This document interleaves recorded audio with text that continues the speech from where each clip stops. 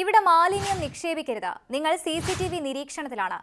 മലയാളി കണ്ടു മടുത്ത അല്ലെങ്കിൽ കണ്ടു മറന്ന ഒരു അറിയിപ്പാണിത്.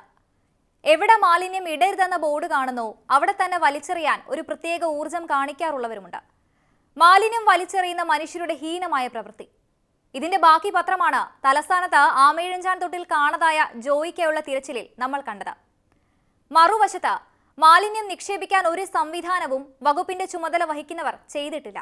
വാസ്തവത്തിൽ പൊതുസ്ഥലങ്ങളിൽ മാലിന്യം കുമിഞ്ഞുകൂടിയാൽ വൃത്തിയാക്കേണ്ട ഉത്തരവാദിത്തം ആരുടേതാണ്?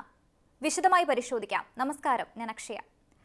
തിരുവനന്തപുരത്തെ സംഭവത്തിൽ റെയിൽവേയും കോർപ്പറേഷനും ജലസേചന വകുപ്പും പരസ്പരം പഴി ചാരുന്നതാണ് നമ്മൾ കണ്ടത്. തലസ്ഥാന നഗരിയിലെ വെള്ളക്കെട്ട് പരിഹരിക്കാൻ പ്രഖ്യാപിച്ച ഓപ്പറേഷൻ അനന്തയുടെ പരാജയമാണ് ഈ ദുർഗതിക്ക് കാരണം. ദിവ്യ SIയുടെ ചുമതലയിലുള്ള ഖരമാലിന്യ സംസ്കരണ വകുപ്പിന്റെ കീഴിൽ വരുന്നതാണ് ഈ പദ്ധതി. നഗരം കെട്ടിപ്പടുത്തത് ആമയിഴഞ്ചാൻ തോട്ടിലെ മാലിന്യ കൂമ്പാരങ്ങൾക്ക് മുകളിലാണ്. വീടുകളിൽ നിന്നുള്ള മാലിന്യവും കടകളിൽ നിന്നുള്ള തെർമോക്കോളും കമ്പിയും മുതൽ മനുഷ്യ വിസർജ്യം വരെ തോട്ടിൽ അടിഞ്ഞുകൂടുന്നു. റെയിൽവേ തള്ളുന്ന മാലിന്യത്തിനും കയ്യും കണക്കുമില്ല. നഗരത്തിലെ വെള്ളക്കെട്ട് ഒഴിവാക്കാനുള്ള ജില്ലാ ഭരണകൂടത്തിന്റെയും സർക്കാരിന്റെയും ഏറ്റവും ശക്തമായ ഇടപെടലായിരുന്നു ഓപ്പറേഷൻ അനന്ത. തമ്പാനൂർ, ചാല, പഴവങ്ങാടി മേഖലകളിൽ വെള്ളക്കെട്ടുണ്ടാക്കുന്ന പല കയ്യേറ്റങ്ങളും ഓപ്പറേഷൻ അനന്തയിൽ ഒഴിപ്പിച്ചിരുന്നു. ഓടകൾക്ക് മുകളിലെ കെട്ടിടങ്ങളെല്ലാം ഇടിച്ചുമാറ്റി പഴയ വീതിയിൽ ഓടകൾ പുനർനിർമ്മിച്ചു. വെള്ളം ഒഴുകിപ്പോകാനുള്ള ചാലുകളും തോടുകളും നവീകരിച്ചു. ആമയിഴഞ്ചാൻ തോട്ടിലെ മാലിന്യം നീക്കുക, കയ്യേറ്റങ്ങൾ ഒഴിപ്പിക്കുക എന്നിവയെല്ലാം ഓപ്പറേഷൻ അനന്തയുടെ ഭാഗമായിരുന്നു. എന്നാൽ വൻകിട കയ്യേറ്റങ്ങളിലേക്ക് അനന്ത കടന്നതോടെ ഓപ്പറേഷൻ നിലച്ചു. തുടങ്ങിവെച്ചതെല്ലാം അതോടെ പാഴായി. ആമയിഴഞ്ചാൻ തോട്ടിൽ മാലിന്യവും മണ്ണും ചെളിയും നിറഞ്ഞു. കഴിഞ്ഞ വർഷം ഒക്ടോബറിൽ നഗരം മഴയിൽ മുങ്ങിയതോടെ വീണ്ടും ആമയിഴഞ്ചാൻ തോട് പുനരുജ്ജീവനം ചർച്ചയായി. നവീകരണത്തിന് 25 കോടി രൂപയാണ് അനുവദിച്ചത്. കോടികൾ തോട്ടിലൊഴുകിയതല്ലാതെ ഒന്നും മാറിയില്ല. ഒക്ടോബറിൽ നഗരം മുങ്ങിയപ്പോൾ പ്രഖ്യാപിച്ച പദ്ധതികളും എവിടെയും എത്തിയില്ല.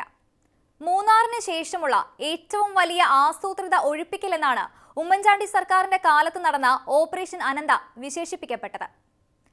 കനത്ത വേനൽ മഴയിൽ ജനങ്ങൾ അനുഭവിച്ച ദുരിതമാണ് സർക്കാരിനെ യുദ്ധകാല അടിസ്ഥാനത്തിലുള്ള നടപടികൾക്ക് പ്രേരിപ്പിച്ചത്. സാധാരണക്കാർ ചീഫ് സെക്രട്ടറിയെ വരെ ഫോണിൽ വിളിച്ച് സങ്കടം പറഞ്ഞു. വെള്ളപ്പൊക്കമുണ്ടായ പ്രദേശങ്ങളിൽ ചീഫ് സെക്രട്ടറി നേരിട്ട് പരിശോധന നടത്തി. വെള്ളം ഒഴിഞ്ഞു പോകാനുള്ള തോടുകളും ഓടകളും കയ്യേറിയതിന്റെയും വഴി മുടക്കിയതിന്റെയും ദൃശ്യങ്ങൾ ചീഫ് സെക്രട്ടറിയുടെ ടീം വീഡിയോയിൽ പകർത്തി. മന്ത്രിസഭാ യോഗത്തിൽ ഇത് മുഖ്യമന്ത്രിയെയും മറ്റു മന്ത്രിമാരെയും കാണിച്ചു. തലസ്ഥാന നഗരത്തിന്റെ ശാപത്തിന്റെ യഥാർത്ഥ ചിത്രങ്ങൾ കണ്ടതോടെ മന്ത്രിമാർ ഒന്നടങ്കം പ്രശ്നം പരിഹരിക്കണമെന്നാവശ്യപ്പെട്ടു. ചീഫ് സെക്രട്ടറിക്ക് പൂർണ്ണ ചുമതലയും നൽകി. എന്നാൽ വൻകിട കയ്യേറ്റങ്ങൾ ഒഴിപ്പിക്കാനുള്ള നീക്കം നടക്കുന്നുവെന്ന് കണ്ടതോടെ വ്യവസായ ലോബി സർക്കാരിനെതിരെ തിരിഞ്ഞു. പതിയെ ഓപ്പറേഷൻ അനന്ത അങ്ങനെ അവസാനിച്ചു.